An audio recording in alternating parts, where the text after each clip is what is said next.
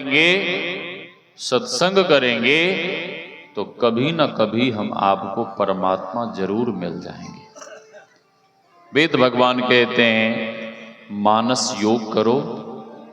मानस योग से तात्पर्य है मानस जप तथा मानस ध्यान। जप किस तरह से होना चाहिए, जप किस तरह से करना चाहिए, भगवान भोलेनाथ से मां पार्वती पूछती हैं कि हे महादेव, मंत्र कितने हैं? मंत्र भोलेनाथ ने कहा गिनती नहीं है, हाँ अनगिनत हैं। महामंत्र कितने हैं? भगवान भोलेनाथ कहते हैं सप्तकोटि महामंत्राः चित्त विभ्रम कारकः। हे महादेवी, 7 करोड़ महामंत्र हैं और ये महामंत्र चित्त को भ्रमित करने वाला है। माता पार्वती घबराई और माता पार्वती हाथ जोड़कर पूछती हैं कि हे भोलेनाथ, ऐसा कोई मंत्र नहीं है, ऐसा कोई महामंत्र नहीं है जिसको जपने से मन को त्राण मिले, मन को शांति मिले। भगवान भोलेनाथ कहते हैं कि हाँ देवी, एक ही ऐसा महामंत्र है। भगवान भोलेनाथ कहते हैं एकैव महामंत्रो गुरु रित्यक्षर द्वयम। एक ही ऐसा महामंत्र है और वो महामंत्र है 2 अक्षर वाला गुरु मंत्र, जिसको जपने से मन को त्राण मिलता है, मन को शांति मिलती है, मन को सुकून मिलता है। शास्त्र का कहना है मनः त्रायते इति मंत्र। गुरुदेव की वाणी में अति पावन गुरु मंत्र मन ही मन जाप जपो, उपकारी गुरु रूप को मानस ध्यान थपो। जप जप किस समय करना चाहिए? जप किस समय करना चाहिए?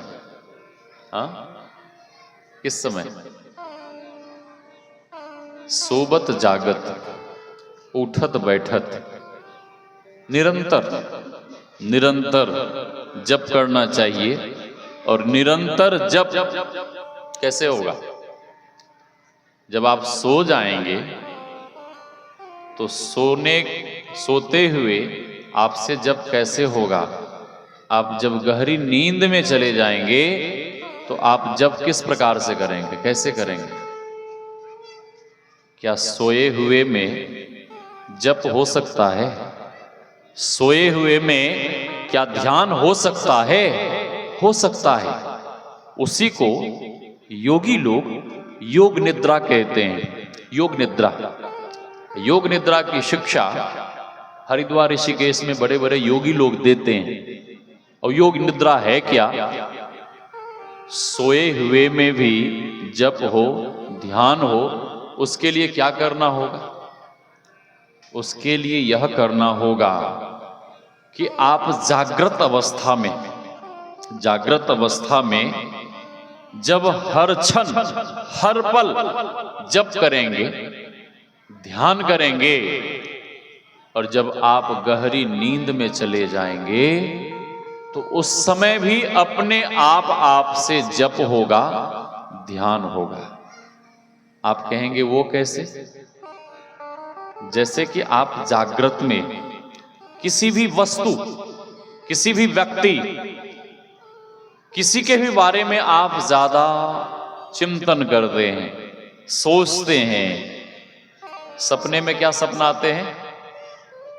जिस चीज का चिंतन आपने जागृत में अधिक समय तक किया है, जिस चीज के बारे में आप दिन भर विचार करते रहे, स्वप्न में भी वही बातें, वही चिंतन, वही सारा दृश्य आपकी नजरों के सामने आएगा सपने में। हाँ, सपने में।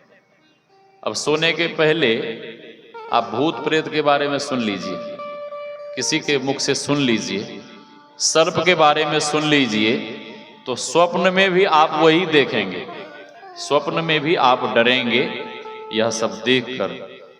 तो जागृत में जो निरंतर जप करेंगे, हर समय अपने मन को इष्ट भगवान में लगाकर रखेंगे, तो स्वप्न में भी आपसे जप होगा, स्वप्न में भी आप अपने इष्ट भगवान के दर्शन कर पाएंगे। हाँ,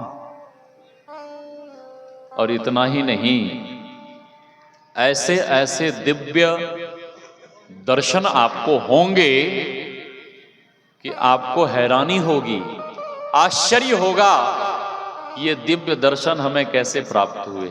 किनके? भगवान के। भगवान के आप करके देखिए। तो वेद भगवान कहते हैं मानस योग करो। मानस योग से तात्पर्य है मानस जप और मानस ध्यान। जप के समय मन इधर उधर गप मारने जाता है, जप के समय मन इधर उधर चला जाता है।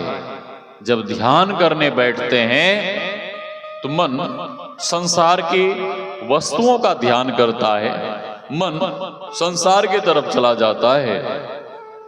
तो गुरुदेव कहते हैं कि ऐसे में ध्यान नहीं होगा, ऐसे में साधना नहीं होगी, और इस तरह करने से आपको कुछ भी मिलने वाला नहीं है। मन का स्वभाव है, भगवान कहते हैं गीता में, चंचलम ही मनः कृष्ण प्रमाथि बलवत् दृढ़म।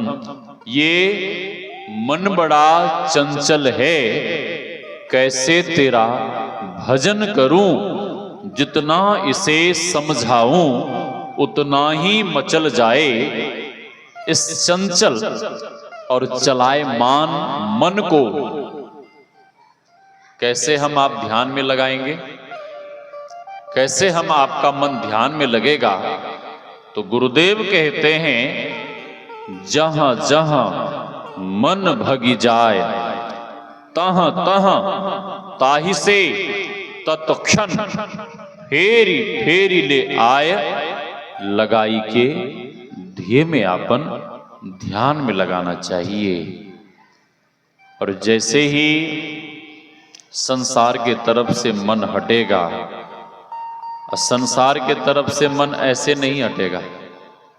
शंकराचार्य जी महाराज की वाणी में सत्संगत्वे निःसंगत्वम, निःसंगत्वे निर्मोहत्वम, निर्मोहत्वे निश्चलितत्वम, निश्चलितत्वे जीवन मुक्ति ही। सत्संग करने से हम आपका मन संसार से निःसंग हो जाएगा। और जैसे ही संसार से मन हटेगा, आपका मन स्वतः ध्यान में लग जाएगा, ध्यान में लग जाएगा।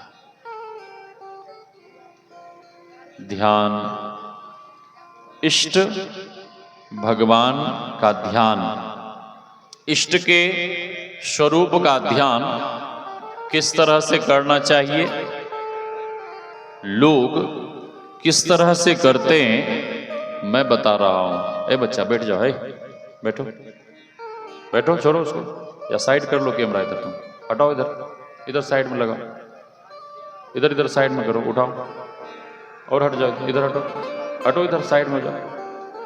श्री सद्गुरु महाराज की जय। और साइड करो, इधर साइड करो और हटाओ इधर। श्री सद्गुरु महाराज की जय। इष्ट भगवान का ध्यान लोग कैसे करते हैं? ध्यान के समय साधक इष्ट के विग्रह, इष्ट के मूर्ति, इष्ट के तस्वीर का ध्यान करते हैं। हाँ, मैं कहता हूं कि इस तरह से इष्ट भगवान का ध्यान मत कीजिए। आप इस तरह से इष्ट भगवान का ध्यान करिए कि हमारे इष्ट भगवान साक्षात प्रकट हैं, हम उनकी सेवा पूजा कर रहे हैं, हम उन्हें भोग प्रसादी ग्रहण करा रहे हैं, ऐसा भाव करने से एक न एक दिन आपके इष्ट भगवान आपके सामने साक्षात प्रकट हो जाएंगे। पूज्य स्वामी रामलगन बाबा, पूज्यपाद स्वामी रामलगन बाबा इतने तन्मय होकर जप करते थे, इतने तन्मय होकर ध्यान करते थे कि उनके सामने साक्षात गुरुदेव प्रकट हो जाते थे, साक्षात गुरुदेव प्रकट हो जाते थे।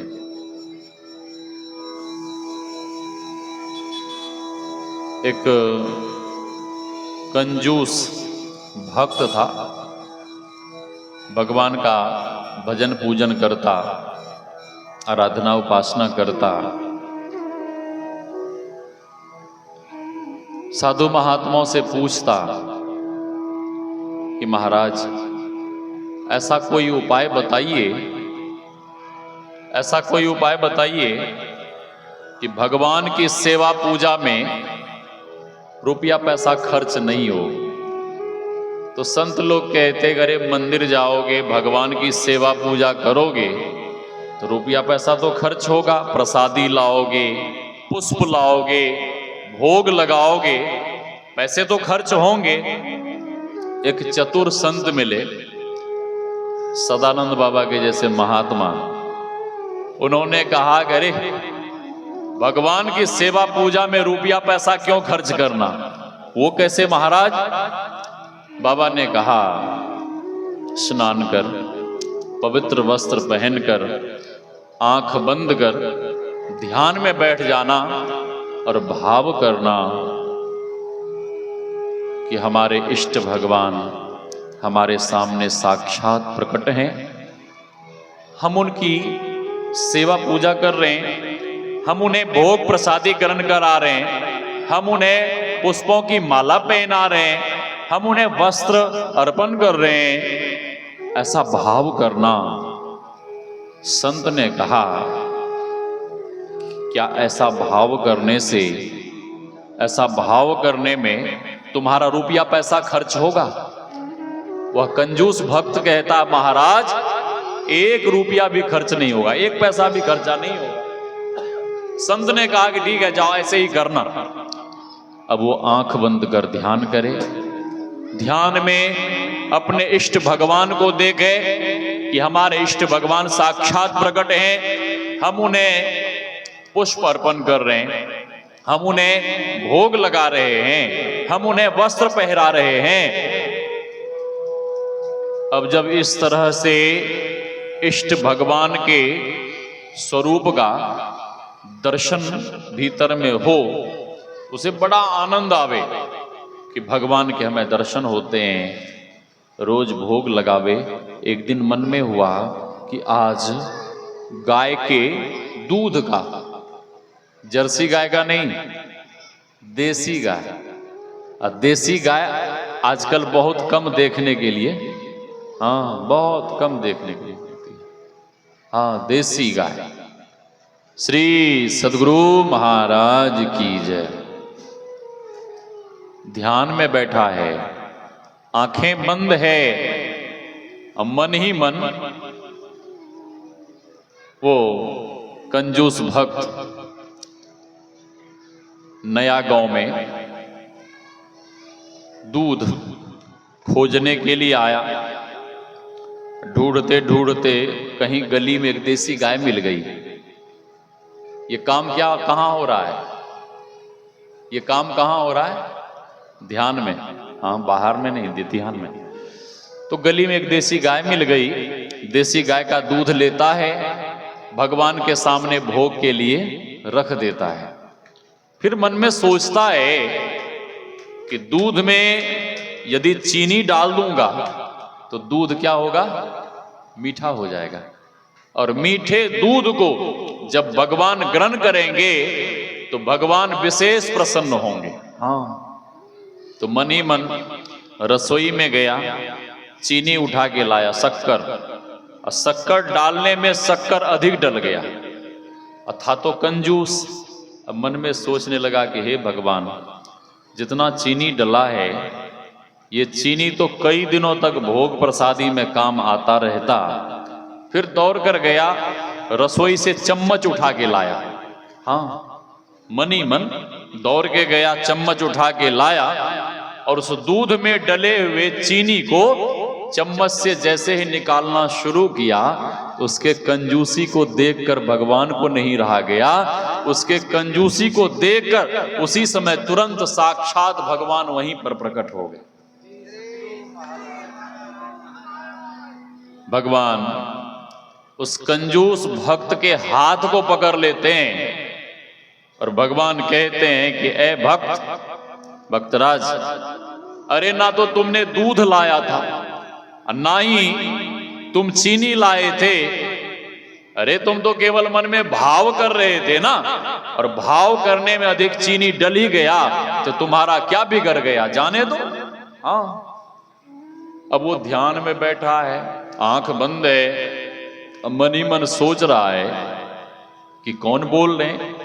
मेरे कमरे में तो कोई नहीं था, मैं तो केवल भजन में बैठा था, अकेला था, दरवाजा भी बंद है, आखिर बोल कौन रहे हैं। धीरे धीरे ध्यान से जगता है, नेत्र खोलता है, और जैसे ही नेत्र खोला तो देखता क्या है कि सामने साक्षात भगवान खड़े हैं और मेरे हाथ को पकड़े हुए हैं। हाँ, अब तो उस भक्त के खुशी का ठिकाना नहीं रहा, चरण में पड़ गया और चरण में पड़कर हाथ जोड़कर क्षमा मांगने लगा कि हे प्रभु, न जाने मैं कितने जन्म का कंजूस, लेकिन हे प्रभु, अब जब आपका दर्शन हो ही गया है तो अब कंजूस बनकर नहीं रहूंगा। अब सारा धन साधु संतों की सेवा में, सत्संग में, जैसे कि यहाँ अमित बाबू सभी लोगों को, सदानंद बाबा को सबको संग करके, रूपेश बाबा सबको बुला के एकदम साधु संतों की सेवा में सब लोग मिलकर जुट गए। साधु संतों की सेवा में लगा दूंगा, अब कंजूस बनकर नहीं रहूंगा, सारा धन परोपकार में, गरीबों की सेवा में लगा दूंगा। भगवान अभय दान देते हुए अंतर ध्यान हो गए। तो इस तरह से आप मानस ध्यान करें कि आपके इष्ट भगवान आपके सामने प्रकट हैं, आप उनकी सेवा कर रहे हैं, आप उन्हें साग रोटी का भोग लगा रहे हैं, आप उन्हें पुष्प अर्पण कर रहे हैं, आप उनकी चरण सेवा कर रहे हैं। ऐसा भाव करने से आप अधिक देर तक अपने इष्ट भगवान के स्वरूप का दर्शन कर पाएंगे। वेद भगवान आगे कहते हैं, मानस योग के बाद ज्योति योग करो, सूक्ष्म साधना करो। सूक्ष्म साधना, ज्योति योग, दृष्टि योग। ज्योति योग किस तरह से करना चाहिए, ज्योति योग किस तरह से किया जाता है, भगवान श्री कृष्ण कहते हैं, समम काय शिरोग्रीवम धार्यन अचलम स्थिरम संप्रेक्ष नासिकाग्रम स्वम दिशस्यानव लोकयन। हमारे गुरुदेव कहते हैं, दो नयन बीचों बीच सन्मुख एक टक देखत रहो, आप ही वह बिंदु झलके पट गिरा निर्खत रहो।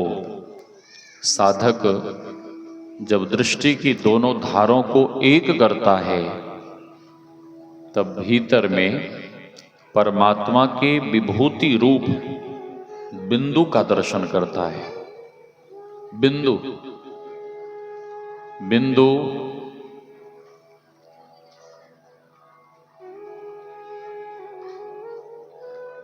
गुरुदेव कहते हैं, एक टक देखत रहो। क्या होगा, जब एक टक से देखते रहेंगे तो उसी बिंदु में सूरत का प्रवेश होगा और भीतर में झलमलाता हुआ गुरुदेव की वाणी में नौकते सफेद सन्मुख झलके झलाझली शहरग में नजर थिर कर तज मन की चंचली। झलमलाता हुआ प्रकाश, कई रंगों के प्रकाश का दर्शन, पीली नीली लाल सफेदी स्याही सन्मुख आता है।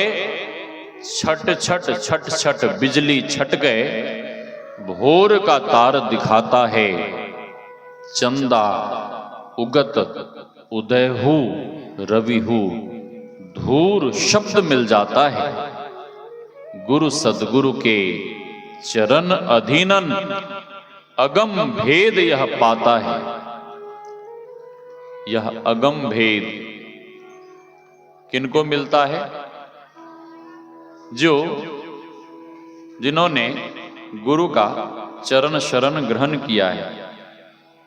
एक बार गुरुदेव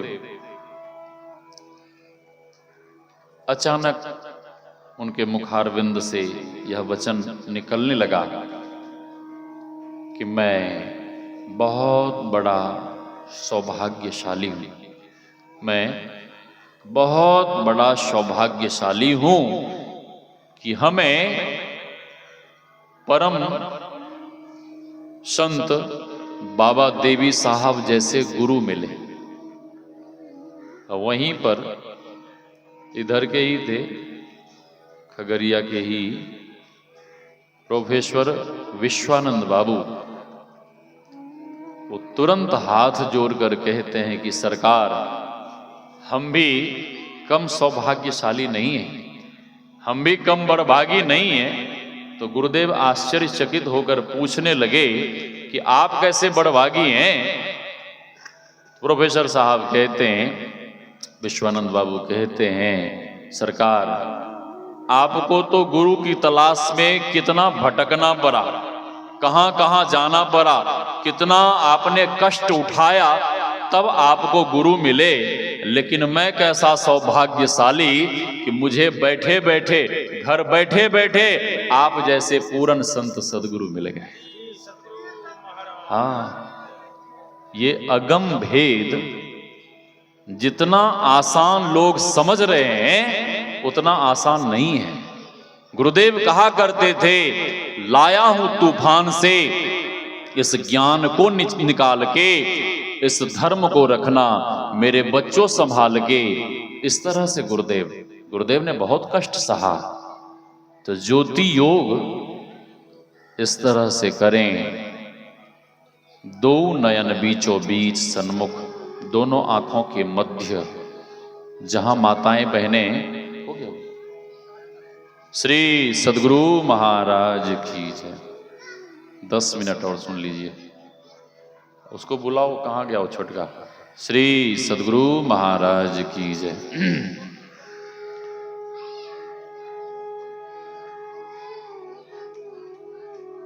भीतर में कई रंगों के प्रकाश का दर्शन और अधिक साधना करने पर पूर्ण प्रकाश की प्राप्ति। वहीं पर साधक को परमात्मीय शब्द सुनाई पड़ने लगता है। साधना की अंतिम क्रिया है नादानुसंधान। नादानुसंधान, जो भी पुराने साधक हैं उन्हें नादानुसंधान की साधना अवश्य करनी चाहिए। लोग क्या कहते हैं बाबा?